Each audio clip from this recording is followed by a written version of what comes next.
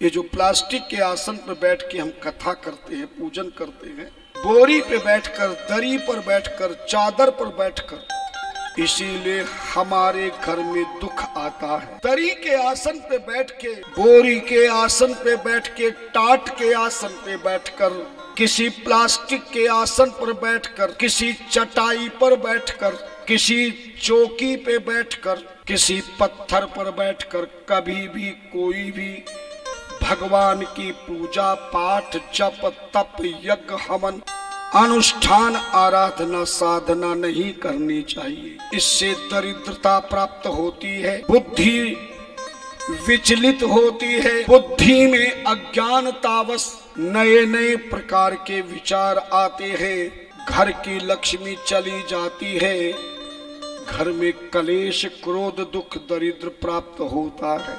इसलिए प्रत्येक गृहस्थ जीवन में सनातन धर्म में बताया है 3 आसन है जिसके ऊपर बैठकर कोई भी धर्म, कर्म, पूजा पाठ, जप तप, यज्ञ हवन किया जा सकता है, कथा की जा सकती है। या तो कुशा का आसन हो, कुशा घास होती है जिसको आज डाब भी कहते हैं, जिसको धर्म भाषा में दर्भ कहा गया है। लेकिन महिलाओं को कभी भी कुशा के आसन का प्रयोग नहीं करना चाहिए। कभी भी किसी भी नारी को, शादीशुदा हो, बिना शादी वाली हो, छोटी हो, बड़ी हो, जवान हो, बूढ़ी हो, अमीर हो, गरीब हो, किसी महिला को, नारी जाति को कभी भी कुशा का आसन, कभी किसी पूजा में, पाठ में, कभी कुशा के आसन पर नहीं बैठना चाहिए। इसलिए कुशा का आसन गृहस्थी को घर में ना रखे।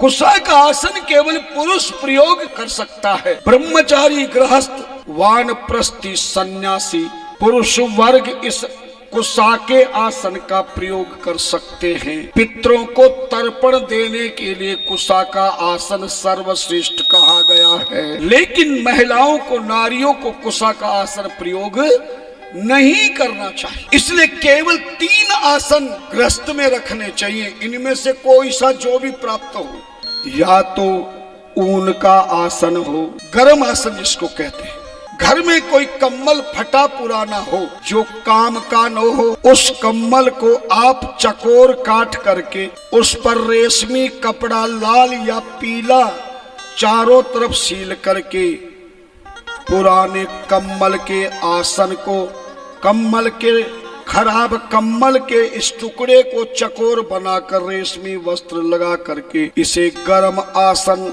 बनाकर घर में प्रयोग किया जा सकता है। या फिर जिस कम्बल को आप रात को ओढ़ते हैं, यदि कहीं पर आसन ना मिले, कई लोगों को बैठना पड़े, तो आपके घर में गर्मी हो या सर्दी या बारिश, ओढ़ने के लिए तो कम्बल केवल सर्दियों में प्रयोग होता है। लेकिन धर्म कर्म में रात को ओढ़ा हुआ कम्बल भी बिछा करके आप पूजा पाठ, जप तप, यज्ञ हवन, अनुष्ठान, आराधना, साधना किया जा सकता है।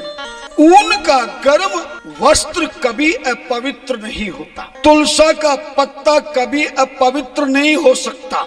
रुद्राक्ष की माला कभी अपवित्र नहीं होती।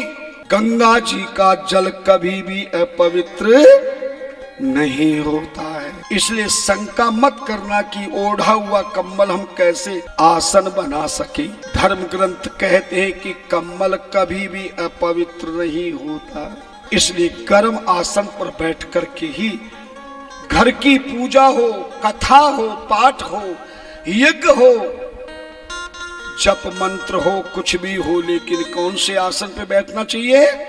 गर्म आसन। अन्यथा बाजार में भी बने बनाए कम्बल के, ऊन के गर्म आसन मिल जाते हैं। और जो माताएं सिलाई करना अपना स्वेटर वगैरह बुनना जानती हैं, वो ऊन का आसन भी तैयार करके, गोल हो या चकोर हो, उस आसन का प्रयोग भी कर सकते हैं। और देवताओं की पूजा पूर्व दिशा की ओर मुख करके करे। और जब भी कोई हनुमान चालीसा, शिव चालीसा, दुर्गा चालीसा, जितनी चालीसा हैं, या कोई पूजा के बाद स्तोत्र का पाठ करना पड़े, रामायण पढ़ना पड़े, गीता, भागवत, शिव पुराण, विष्णु पुराण, जो भी आप किसी भी धार्मिक ग्रंथ की, देवता की चालीसा का पाठ करें या किसी भी ग्रंथ का पाठ करें तो हमेशा उत्तर दिशा की ओर मुख करके ही पाठ करना चाहिए। और कोई भी ब्राह्मण यदि यजमान की पूजन कराना चाहता है तो प्रत्येक ब्राह्मण को